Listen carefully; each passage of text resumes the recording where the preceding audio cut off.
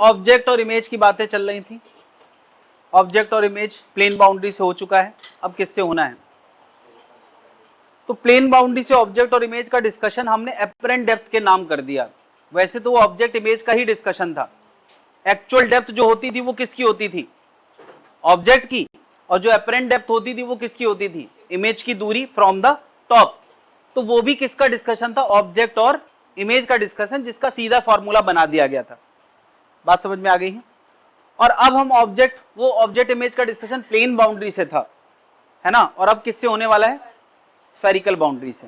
ठीक है, तो सोचो एक मीडियम दूसरे मीडियम से अलग हो रहा है, एक मीडियम दूसरे मीडियम से अलग हो रहा है, ये बाउंड्री है, इसके उधर वाला मीडियम अलग है और इधर का मीडियम अलग है। तो बताओ यार, किसी ऑब्जेक्ट से आने वाली रे क्या रिफ्रैक्शन करेगी यूजिंग स्नेल्स लॉ?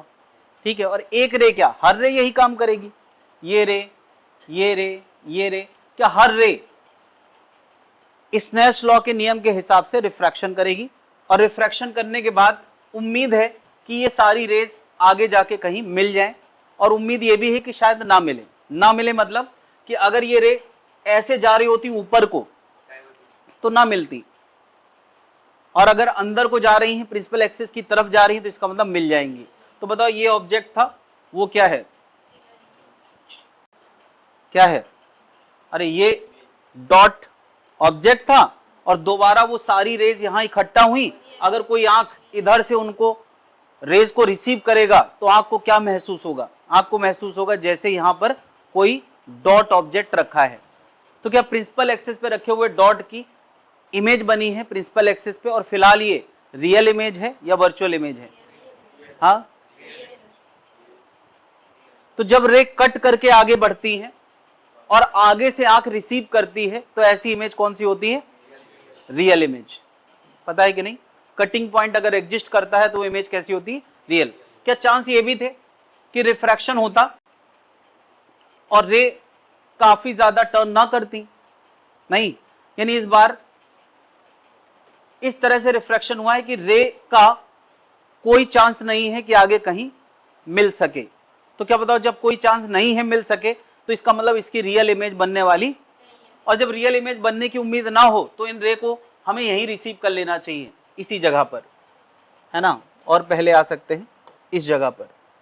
बता यहां से अगर कोई इन रेस को रिसीव करेगा तो रे टर्निंग के बाद, बेंड होने के बाद मिलेंगी, तो आंख को ऐसा लगेगा जैसे ये इंफॉर्मेशन कहां से आ रही है? पीछे कहीं से आ रही है, इधर कहीं से नहीं, क्योंकि यार जो रिसीविंग रे होती हैं उसी से आंख ट्रैक करती है किसी चीज के बारे में। यानी आंख को कैसा लगेगा? ऐसा लगेगा जैसे इंफॉर्मेशन यहां से आ रही है। तो ये क्या बन गई? अरे चली थी रे इंफॉर्मेशन इधर से, लेकिन आंख को रिसीव होते समय ऐसा लग रहा है जैसे वो इंफॉर्मेशन यहां से चली है। तो ये इमेजिनरी कटिंग पॉइंट है, ऐसा कोई कटिंग पॉइंट एग्जिस्ट नहीं करता, और जब नहीं करता है तो उसको हम क्या बोलते हैं? Virtual image. यानी आंख को एक वर्चुअल इमेज नजर आएगी। यानी सिंगल बाउंड्री से रिफ्रैक्शन के बाद रियल इमेज भी बन सकती है और वर्चुअल इमेज। और अभी मैंने ऐसी बाउंड्री दिखाई है, क्या ऐसी बाउंड्री नहीं हो सकती है? ये कैसी बाउंड्री है? अगर मैं बाहर खड़ा हूं तो मैं कहूंगा ये कॉन्वेक्स बाउंड्री है, तो क्या कॉनकेव बाउंड्री नहीं हो सकती है? कॉनकेव बाउंड्री भी हो सकती है।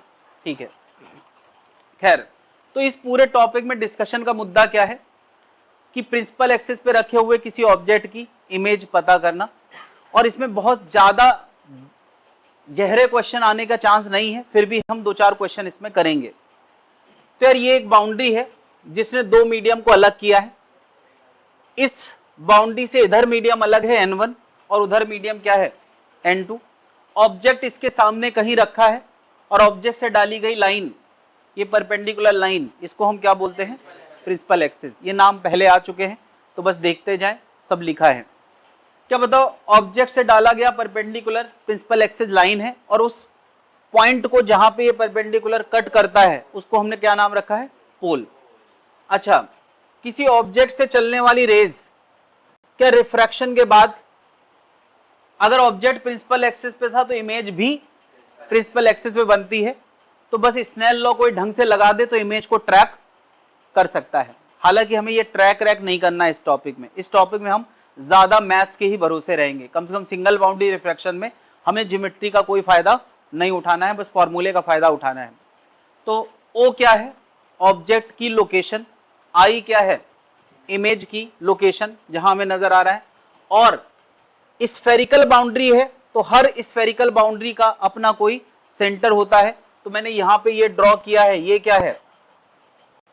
ये डॉटेड लाइन, ये क्या है? नॉर्मल। स्फीयर पे डाला गया नॉर्मल है 90 डिग्री पे। क्या 90 डिग्री से डाली गई हर लाइन उस स्फेरिकल बाउंड्री के सेंटर पे जाके मिलती है? तो ये C क्या है? Centre of. तो ये सारे पॉइंट्स मैंने नाम दिए हैं, इन सारे पॉइंट्स के नाम से फैमिलियर होना चाहिए। P क्या है? पोल है। O क्या है? Object location. I क्या है? Image location. C क्या है? Centre of curvature. ठीक है, ये सारे पॉइंट्स के नाम हैं। और अब हम दूरियों के नाम लिखने वाले हैं, डिस्टेंसेस के। ऑब्जेक्ट से लेके पोल तक की डिस्टेंस को हम लोग U से रिप्रेजेंट करते हैं, बहुत पुराना नाम है, मिरर में भी हमने यही नाम यूज किया था। ठीक है, पोल से लेके इमेज तक की दूरी को हम लोग V से रिप्रेजेंट करते हैं, और पोल से लेके सेंटर तक की दूरी को हम लोग, ठीक है, U object distance, V image distance और R। ये सारे नाम क्या पहचाने हुए हैं पहले से, कुछ नया नहीं है। नया बस यही है कि यार इस बार एक मीडियम से दूसरे मीडियम में रे जा रही हैं, यानी स्नेल्स लॉ लगना है। आई मीन वो लॉ ऑफ रिफ्लेक्शन वाली चीजें नहीं है। ठीक है, स्फेरिकल बाउंड्री से हमने इससे पहले रिफ्लेक्शन पढ़ रखा है कि नहीं? तो वहां रे पार नहीं होती थी, इसी तरफ जाती थी। अच्छा, एक और बात, मिरर में रियल इमेज हमेशा मिरर के सामने बनती थी, उसी तरफ बनती थी जिस तरफ ऑब्जेक्ट है। लेकिन क्या सिंगल बाउंड्री रिफ्रैक्शन में ऑब्जेक्ट के अपोजिट तरफ रियल इमेज बनती है और वर्चुअल सेम साइड। यानी अगर U और V का साइन एक जैसा आ जाए तो वर्चुअल है। यस, U और V का साइन एक जैसा आ जाए, मतलब ऑब्जेक्ट और इमेज इसी तरफ है, तो कैसी इमेज होगी? और अगर U का साइन और V का साइन अलग अलग आ जाए तो इसका मतलब वो कैसी है? Real image. खैर, ये कुछ कंक्लूजन है जो हम समझ सकते हैं। U and V have same sign, इसका मतलब क्या है? Virtual image. And U and V have opposite sign, इसका मतलब क्या है? Real image. अच्छा, ये सारी बातें मैं रियल ऑब्जेक्ट के लिए कर रहा हूं। एक रियल ऑब्जेक्ट के लिए UV साइन एक जैसा है तो वर्चुअल है, अपोजिट है तो रियल है।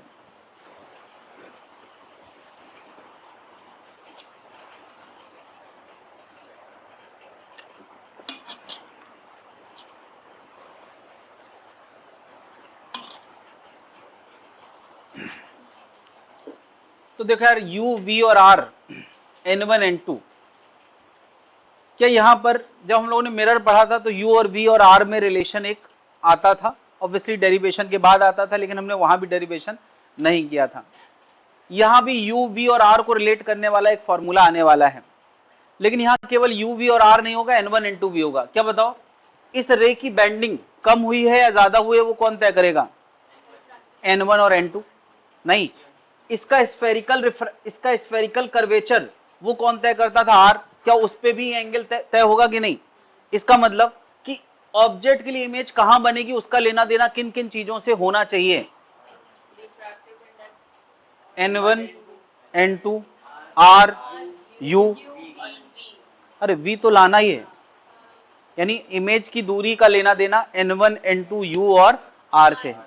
इतना तो सबको समझ में आ रहा है कि U इफेक्ट होगा तो एंगल इफेक्ट होगा, तो इमेज बदल जाएगा, पास आ जाएगा तो एंगल बढ़ जाएगा, तो इमेज लोकेशन डिस्टर्ब होगी। अब यहीं पे N1 N2 में N2 स्ट्रॉन्ग कर दिया जाए तो रे ज्यादा बेंड कर जाएगी, N2 कम कर दिया जाए तो, है ना, N1 को बदल दिया जाए तो भी क्या बाद वाले एंगल पे फर्क पड़ेगा कि नहीं? तो कुल मिला के हमें ये समझ में आ रहा है कि सब कुछ आने वाला है। अब कैसे आने वाला है? इतने सारे पैरामीटर को बहुत स्ट्रक्चर्ड तरीके से दिमाग में रखना है। फॉर्मूला क्या है?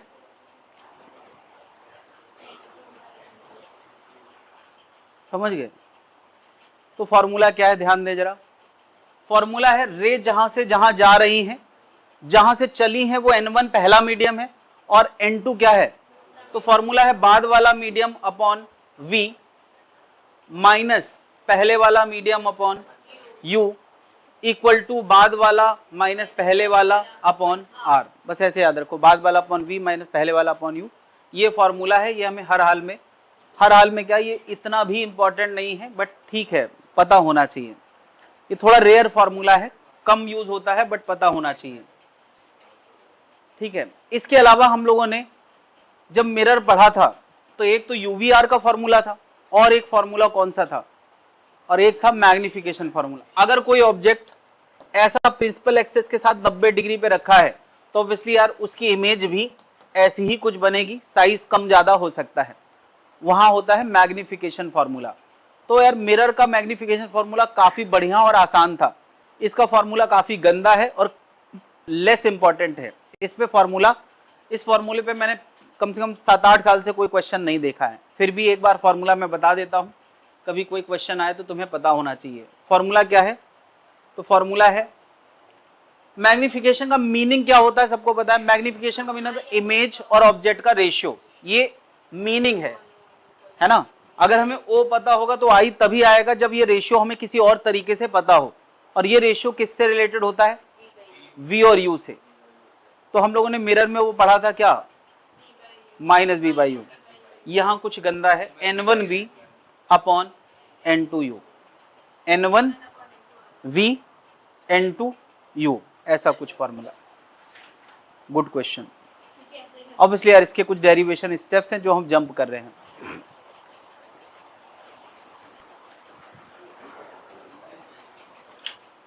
हम वो सारे डेरिवेशन करेंगे जिनके बीच में से क्वेश्चन पूछा जा सकता है, लेकिन वो डेरिवेशन करने से कोई फायदा नहीं है जिनके बीच में से कभी क्वेश्चन नहीं बनता है। तो हमारे पास दो फॉर्मूले मिरर की तरह हो गए हैं, तो क्या मिरर की तरह यहां भी ऐसे क्वेश्चन पूछे जाएंगे जहां तुमसे u के लिए v पूछा जाएगा, r n1 n2 गिवन होगा, और o के लिए i पूछा जाएगा, v और u निकालने के लिए ये मेथड है। क्या एक क्वेश्चन करके शुरुआत करें। अच्छा एक और बात, क्या मिरर के समय हमने साइन कन्वेंशन पढ़ा था, पोल को ओरिजिन की तरह ट्रीट करना है, पोल से आगे की डायरेक्शन, पीछे की डायरेक्शन, ऊपर की डायरेक्शन, नीचे की डायरेक्शन। तो कोऑर्डिनेट एक्सिस के जो साइन कन्वेंशन है यहां भी वही साइन कन्वेंशन चलते हैं। तो एक क्वेश्चन करके तुम लोग ये प्रमाण दोगे कि अभी तुम्हें साइन कन्वेंशन भूला नहीं है, ठीक है। तो मैं क्वेश्चन दे रहा हूं, बल्कि देने की जरूरत क्या है, इसमें पहले फोकस लिखा है क्या, ओके। पहले एक क्वेश्चन कर लेते हैं फिर फोकस पे बात करेंगे।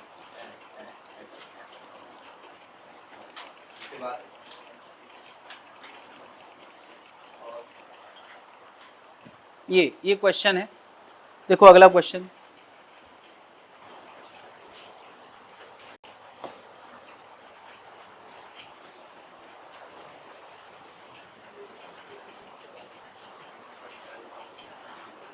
क्वेश्चन है locate and find size and nature of image.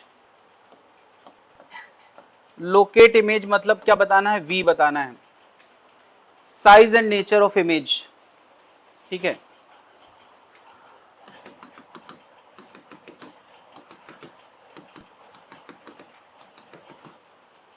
इस बाउंड्री से पहले का मीडियम अलग है, बाउंड्री के बाद का मीडियम अलग है। सिंगल बाउंड्री रिफ्रैक्शन से हमें v का आंसर निकालना है।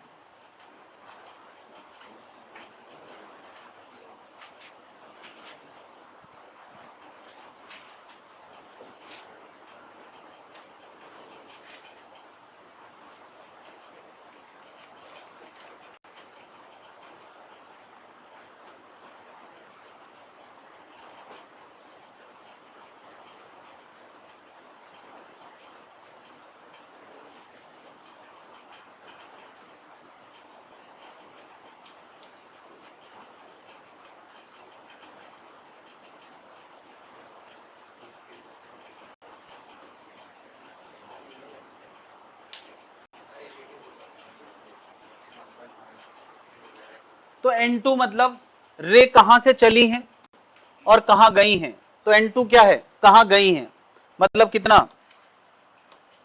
1.5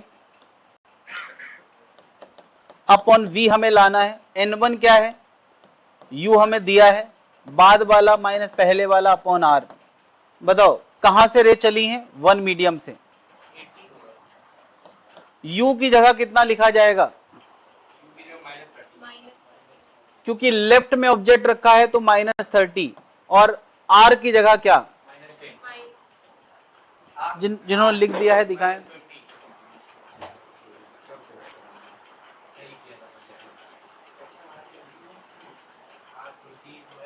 वैल्यू रखा है, ठीक। बताओ यार क्वेश्चन कहाँ है? ये है, तो इसका सेंटर कहाँ होगा? इस बाउंड्री का सेंटर कहाँ होगा? ये तो पोल है, पोल तो बाउंड्री पे होता है, सेंटर यहाँ कहीं होगा कि नहीं? ऐसा कर्वेचर है तो सेंटर यहाँ होगा, और सेंटर यहाँ होगा तो पॉजिटिव या नेगेटिव? आर कैसा? क्वेश्चन ओपन करें।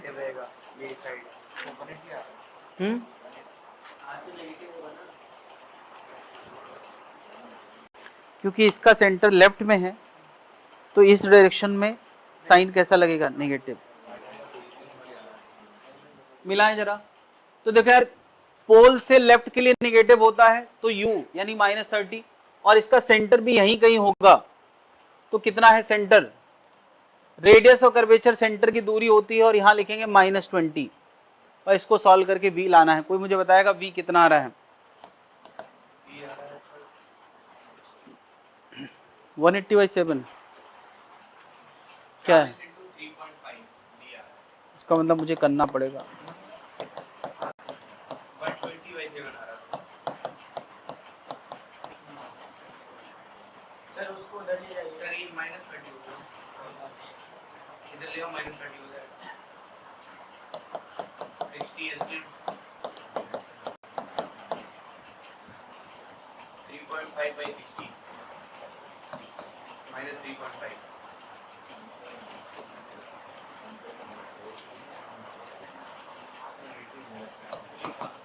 -3.5 क्यों?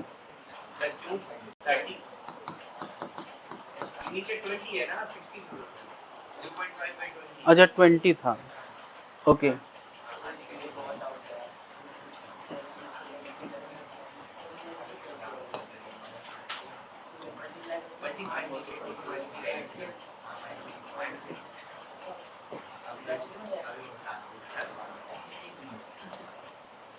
एलसीएम लिया भाई, यहाँ 20 था,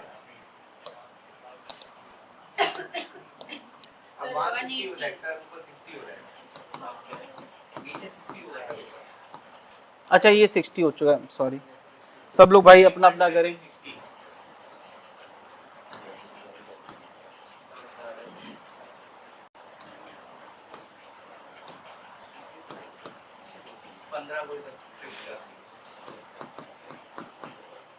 गंदा ही आंसर आ रहा है।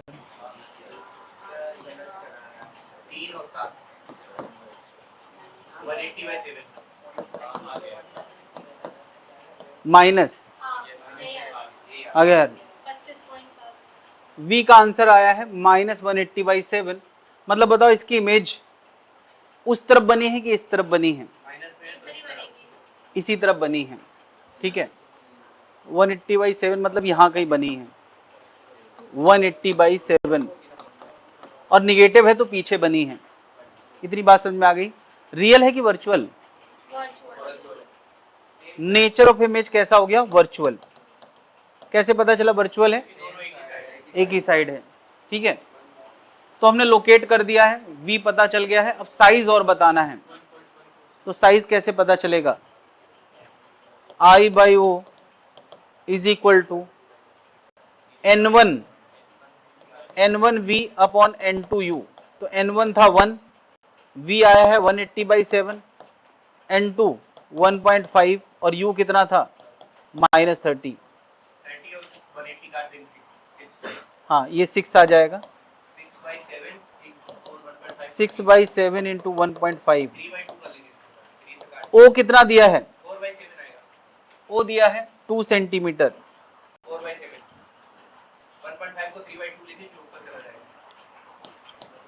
ये 2 उधर चला जाएगा तो आई का आंसर आ गया 8/7। मुझे लगता है कुछ साइन की गलती है अभी।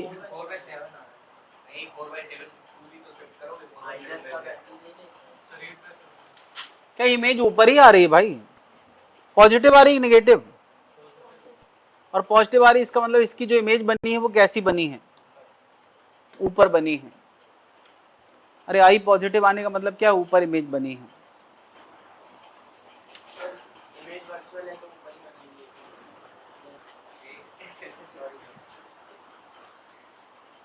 वर्चुअल है तो ऊपर ही बनेगी, ऐसा अब तक काफी सारे केस में आया। हाँ मिरर वाले में ऐसा ही आया है, तो मैथ्स का भरोसा करें। हाँ भाई, किसी को कोई स्टेप में गलती हुई हो, कोई दिक्कत है सॉल्विंग में तो पूछ सकता है। क्लियर है? आगे बढ़ सकते हैं? अरे बोलो यार, आगे बढ़ जाएं। खैर, तो हम लोगों ने यार अभी एक न्यूमेरिकल किया है ताकि हम हर टर्म से फैमिलियर हो जाएं। फैमिलियर हो गए हैं हम लोग यार। एक डेरिवेशन करने वाले हैं, और डेरिवेशन करने वाले हैं फोकल लेंथ का। बगैर फोकल लेंथ की डेफिनेशन हमने क्या पढ़ी है हमेशा? हम कहते हैं पैरेलल रे के लिए जहां इमेज बनती है उसी को हम क्या बोलते हैं? फोकस। और पैरेलल रे किसकी होती हैं? तो हम कहते हैं इनफाइनाइट पे कहीं एक डॉट ऑब्जेक्ट रखा है, वो भी कहां? प्रिंसिपल एक्सिस पे। तो इनफाइनाइट पे रखे प्रिंसिपल एक्सिस की इमेज जहां बनती है वही क्या है? फोकस। यानी अगर सन की इमेज कहीं बन रही है, अगर कोई इंस्ट्रूमेंट लेके खड़े हैं, मिरर या लेंस, तो वो क्या होगा? फोकस। क्योंकि सन इनफाइनाइट दूरी पे है और उसको प्रिंसिपल एक्सिस पे ले आओ तो इमेज बनती है। हम लोगों ने लेंस में कई बार ये एक्सपेरिमेंट किया होगा, ठीक है? दूसरों के कपड़े पड़े जलाने में कई बार करते हैं, बाद में फिर शिकायत होती है। तो यार इनफाइनाइट पे कोई ऑब्जेक्ट है, उसकी इमेज देखो यार, जब तक हम मिरर की बात करते हैं तो मिरर में एक ही तरफ से पैरेलल रे डाल सकते हैं, लेकिन जब हम बाउंड्री की बात करते हैं, सिंगल बाउंड्री रिफ्रैक्शन की, तो क्या इस तरफ से पैरेलल रे डाली जा सकती है? तो क्या उस तरफ से नहीं डाली जा सकती? तो मिरर में हम हमेशा एक फोकस की बात करते थे जब लेफ्ट से रे डालते थे, लेकिन सिंगल बाउंड्री में या लेंस में एक नहीं बल्कि कितने फोकस हो सकते हैं? 2। एक बार लेफ्ट से रे डालो तो जहां मीट करें वो हो गया फोकस, और उसको बोलेंगे सेकंड फोकस। यानी ये F2 है, ये जो अभी निकाला है ये सेकंड फोकस है, ठीक है? और अगर उधर से रे डालें तो ये, अगर कोई इधर से रे डाले तो यहां कहीं बनेगा, तो ये क्या हो गया? First focus. तो क्या यहां पे हम दो फोकस नहीं बल्कि एक फोकस नहीं बल्कि क्या निकाल सकते हैं? 2 फोकस। अब तो अगर जब मैं कह रहा था कि लेफ्ट से रे डाली गई हैं और राइट में रे गई हैं, तो N1 क्या था?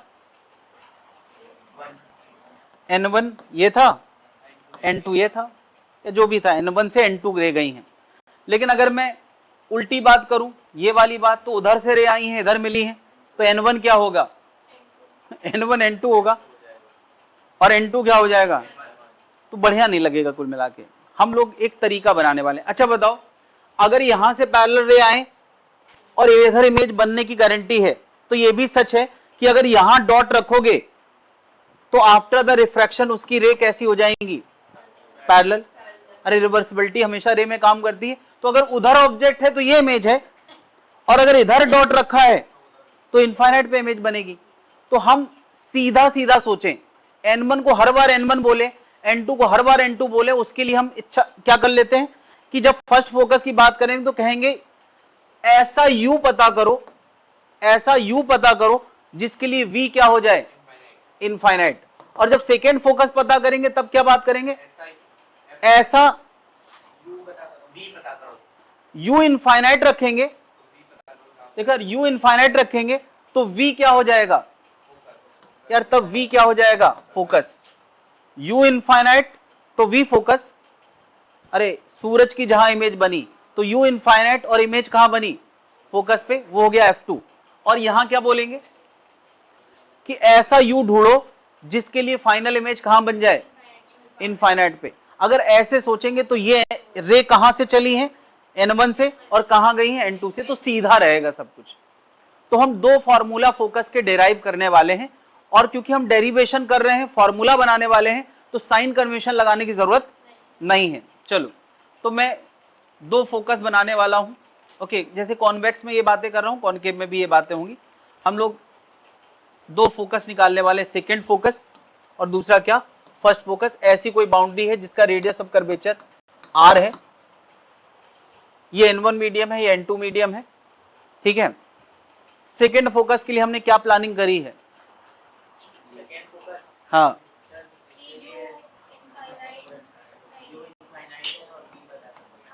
v ही f2 है, ठीक है। और फर्स्ट फोकस के लिए हमने क्या तैयारी करी है? u लाना है जिसके लिए v कितना हो गया है। तो जरा वैल्यू डाल के उसी फॉर्मूले से, अरे वो फॉर्मूला u v रिलेट करने वाला फॉर्मूला तो है ना हमारे पास, उसी फॉर्मूले से एक बार f2 लाना है और एक बार f1 लाना है। u का मतलब f1 है, n1 n2 में n1 n2 रखेंगे, हम फॉर्मूला डिराइव कर रहे हैं। कहां से रे कहां को गई हैं?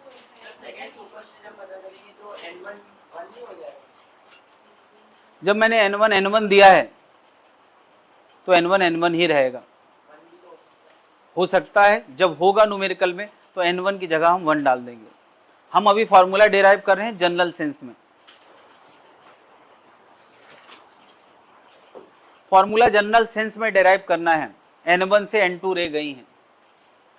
तो फॉर्मूला क्या था भाई? फॉर्मूला मैं लिख देता हूं, बाद वाला अपॉन v, पहले वाला अपॉन u, बाद वाला माइनस पहले वाला अपॉन r। चलो इस फॉर्मूले में जब सेकेंड फोकस निकाल रहे हैं तो v की जगह क्या रख देना है? f2। u की जगह क्या रखना है? इनफाइनाइट, बाद वाला माइनस पहले वाला अपॉन r। तो जरा f2 का आंसर देखें कितना आ गया।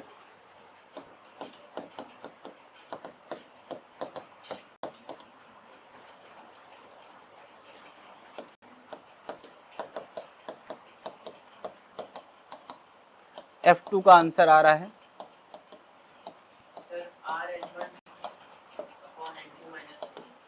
f2 का आंसर आ रहा है ये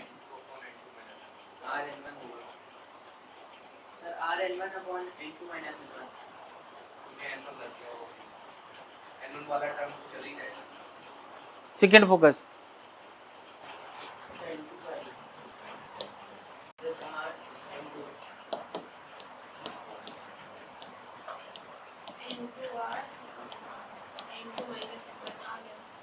आ गया। चलो यार, मैंने सेकेंड फोकस में सब कुछ मदद कर दिया है। फर्स्ट फोकस कुछ लोग मेरे से पहले निकाल के दिखाएं।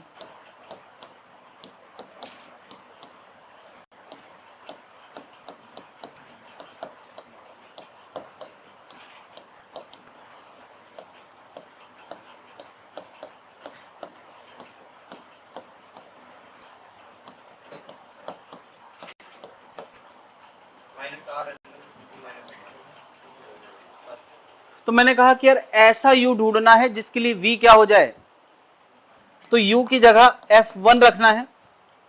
ऐसे u का नाम फर्स्ट फोकस है, ये हमारा फर्स्ट फोकस है, और v की जगह क्या रखना है? इनफाइनाइट। फॉर्मूला है बाद वाला अपॉन v, पहले वाला अपॉन u, बाद वाला माइनस पहले वाला अपॉन r। ये क्या बताओ, समथिंग बाय इनफाइनाइट जीरो हो जाता है। जैसे यहां ये जीरो हो गया था, ये भी जीरो हो जाएगा।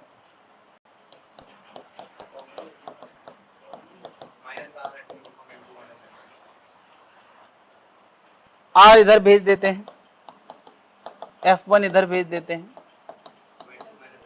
तो f1 का आंसर आएगा minus n1 r upon n2 minus n1।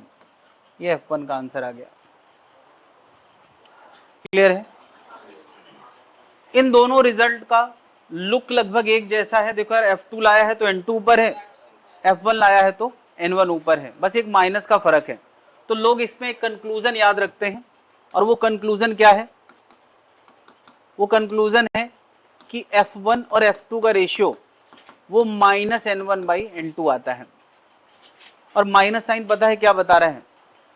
क्या n तो कभी निगेटिव होते नहीं है, तो f1 और f2 का रेशियो निगेटिव आ रहा है, तो ये क्या बता रहा है कि दोनों फोकस कभी एक तरफ नहीं हो सकते। ये इस मैथमेटिकल रिजल्ट का मैसेज है, और वो मैसेज तुम लिख भी सकते हो। क्या मैसेज है?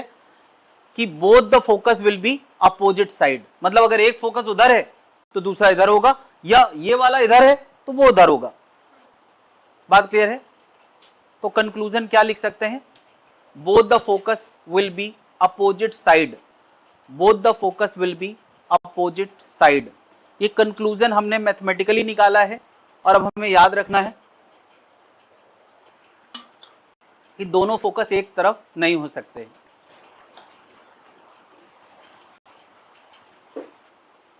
क्या ये कंक्लूजन कॉन्वेक्स स्फेरिकल बाउंड्री के लिए निकाला है या कॉनकेव? ये कंक्लूजन किसके लिए वैलिड है, कॉन्वेक्स या कॉनकेव? दोनों के लिए, क्योंकि हमारा आर कट गया है। आर वो पॉजिटिव होता तो भी कटता, नेगेटिव होता तो भी कटता। तो ये कंक्लूजन का लेवल हम ऐसे ही चेक कर सकते हैं कि आर को हमने कोई साइन थोड़ी रखा है स्पेशल, और आर तो फॉर्मूले में आया ही नहीं है, इधर तो आया नहीं रेशियो में। बात क्लियर है? अच्छा बताओ, आर अगर पॉजिटिव हो जाए, आर अगर पॉजिटिव हो जाए तो F2 का कुछ साइन आएगा, और आर अगर निगेटिव हो जाए तो F का साइन पलट जाएगा। यानी कुल मिला के ये कॉन्वेक्स है तो फोकस जहां आता होगा, अगर कॉनकेव बन जाए तो फोकस भी उल्टी तरफ आएगा। नहीं, अभी ऐसा नहीं है कि हम कोई साइन बता सकते हैं, क्योंकि N1 N2 भी तो बाकी है। कोई N1 N2 और R सबका साइन दे दे तो तुम फोकस का साइन बता सकते हो। अगर कोई N1 N2 और R सबकी वैल्यू दे दे, सबकी वैल्यू दे दे और R का नेचर दे दे कि कॉनकेव है या कॉन्वेक्स, जब सब कुछ दे देगा तो क्या हम F का साइन बता सकते हैं? चलो कोई एक मैं सेकंड फोकस पूछ रहा हूं, बताओ। अच्छा, ऐसी बाउंड्री है जिसका रेडियस ऑफ कर्वेचर 40 सेंटीमीटर है, यहां का मीडियम 1 है और यहां का मीडियम 1.5 है। बताओ F2 क्या होगा? F2 बताना है कितना होगा?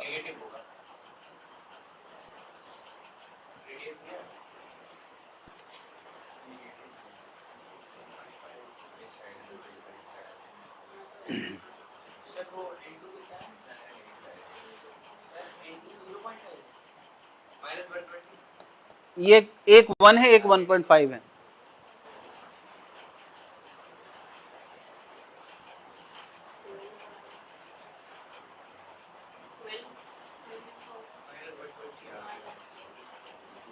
तो देखो यार, N2 कितना है? 1.5, 1.5। N1 कितना है? 1। और R कितना है? -40। बस यही तय करना था। सॉल्व करके कितना आ रहा है ये? -120।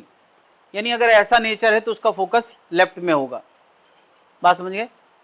शायद कभी अगर हमें ये करना पड़ जाए तो तुम जरूरी नहीं कि यहां से करो, तुम इसको बिल्कुल बेसिक से कर सकते हो। बेसिक से कैसे करोगे? बाद वाला 1.5 अपॉन F2 माइनस पहले वाला अपॉन इनफाइनाइट, बाद वाला माइनस पहले वाला डिवाइड बाई R, और R कैसा रखोगे? -40। न्यूमेरिकल करते समय साइन कन्वेंशन रखना पड़ते हैं। क्या सॉल्व करके निकाल लोगे? ये फॉर्मूला रटने की जरूरत, चलो रेशियो तो रटना ही पड़ेगा, ये फॉर्मूला रटने की जरूरत नहीं है, रेशियो याद रखना है बस। क्या ये फॉर्मूला ला नहीं सकते? ठीक, एक और क्वेश्चन हम लोग करने वाले हैं सिंगल बाउंड्री रिफ्रैक्शन में।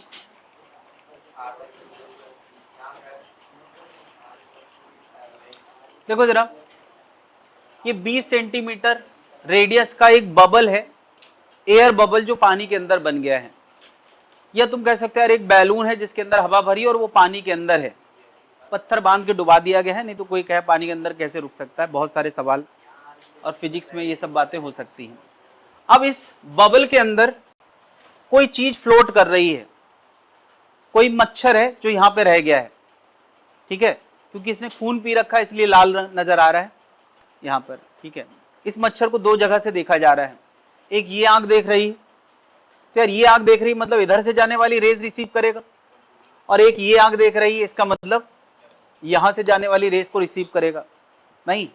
तो हम दो आंख के लिए इमेज लोकेट करना चाहते हैं। जब राइट आई देखेगी तब इसको इमेज कहां नजर आएगी, और जब लेफ्ट आई देखेगी तब उसको इमेज कहां नजर आएगी। एयर बबल है तो अंदर का मीडियम, अच्छा एयर बबल की जगह वाटर बबल बोल दिया है, ओके। ये ग्लास का गोला है, ग्लास का गोला है 1.5 है, और उसके अंदर कोई इम्परफेक्शन अंदर बंद है, ये कोई ऑब्जेक्ट इम्परफेक्शन है जिसको हम देख रहे हैं, ठीक है। ये एयर बबल नहीं है, एयर बबल वाला अगला क्वेश्चन है। ये N 1.5 दिया है, इसका मतलब ये ग्लास का एक बड़ा सा गोला है, और उस गोले के अंदर कोई ऑब्जेक्ट है इधर, उसको दो जगहों से देखा जा रहा है, इधर से और इधर से, यानी आंख किस मीडियम के अंदर है? हाँ, एयर के अंदर। ये वाली आंख भी कहाँ है? एयर में। ठीक है, तो हमें इमेज लोकेट करना है। दो क्वेश्चन है यार, इस आंख के लिए और इस आंख के लिए। ट्राई करेंगे, ट्राई करें, नहीं होगा तो फिर मैं बताऊंगा, लेकिन ट्राई अपना बर्बाद नहीं होना चाहिए।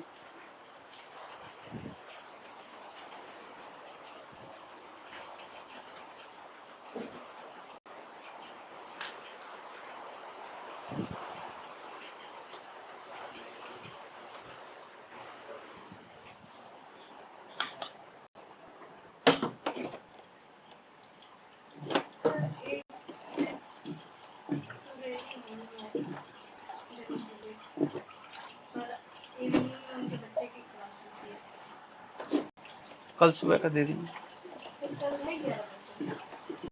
कल नहीं परसों, कल कल 2 बजे का, कल 2 बजे का दे दीजिए, नहीं कल 11 बजे ऑनलाइन दे दीजिए।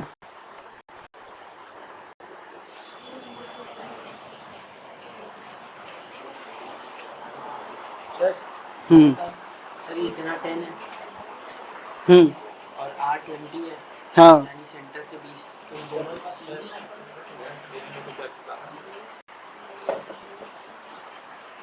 इधर से देखेंगे तो रे कहां से कहां चली? आंख से रे चलती है कि ऑब्जेक्ट से? तो 1.5 से चली, 1 में गई, तो N1 N2 ही गलत हो गया। फैसले लेंगे तब गलती समझ में आएगी, नहीं लेंगे तो सब सही लगेगा।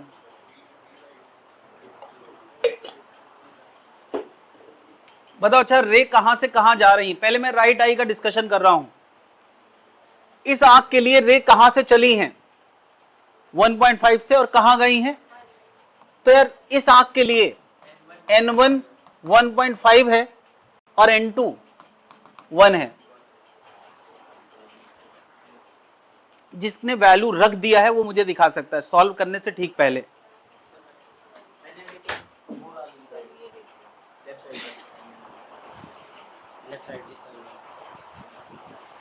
तो गलत है, गलत हो गया, बाद वाला पन भी यू गलत हो गया।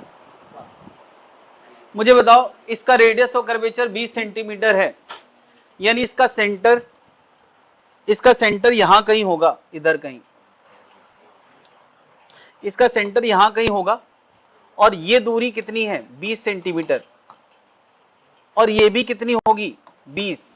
और अगर ये 10 है तो इसका मतलब ये कितना होगा? 10। रेडियस का मतलब तो पता होना चाहिए। एक गोले का सेंटर से लेके सरफेस तक की दूरी रेडियस होती कि नहीं? और अगर ये 10 दे रखा है तो ये भी 10 ही होगा, भले देखने में लग रहा हो चाहे ना लग रहा हो।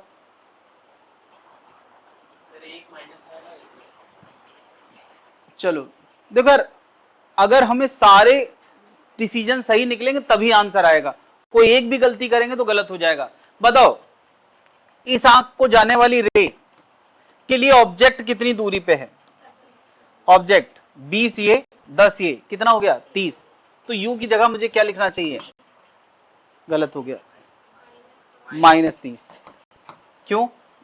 पोल ये होगा और उसके लेफ्ट है तो -30। एक गलती और आंसर गया। हाँ, कोई डिस्कशन हो तो बताएं।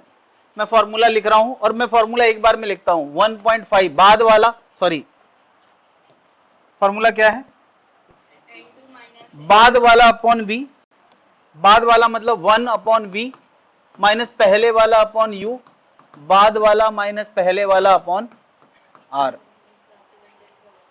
तो यार बाद वाला अपॉन वी हमें लाना है, पहले वाला अपॉन यू, यू कितना? -30, और आर कितना?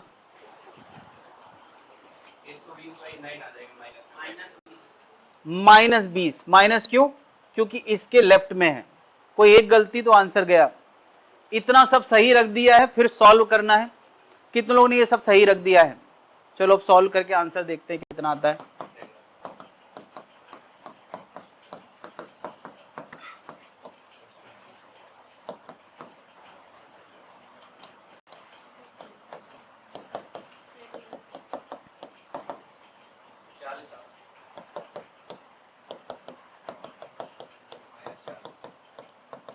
40 एलसीएम ले लेंगे।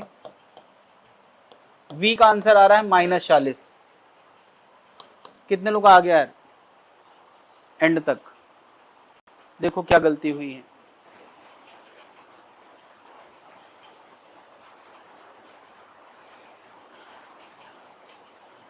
आ गया आंसर आया? चलो अभी सबके पास मौका है एक और क्वेश्चन करने का। सोचो, अपने आप को चैलेंज किया करो, देखो इस बार मैं कोई गलती नहीं करूंगा, और फिर भी देखो गलती हो जाएगी तो फ्रस्ट्रेट होने की जरूरत नहीं है। चलो अब हमारी गलतियां अगले से कम होंगी। अगले वाले का आंसर, साइन कन्वेंशन का ध्यान रखना है। कौन पहला मीडियम है, कौन बाद वाला मीडियम है?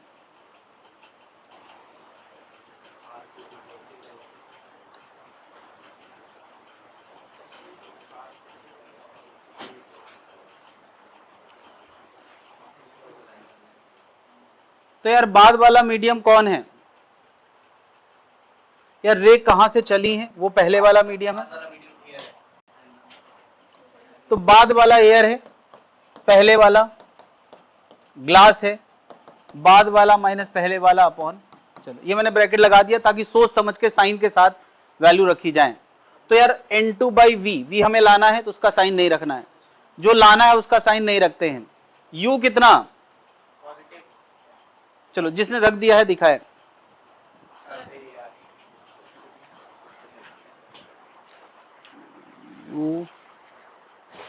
ठीक,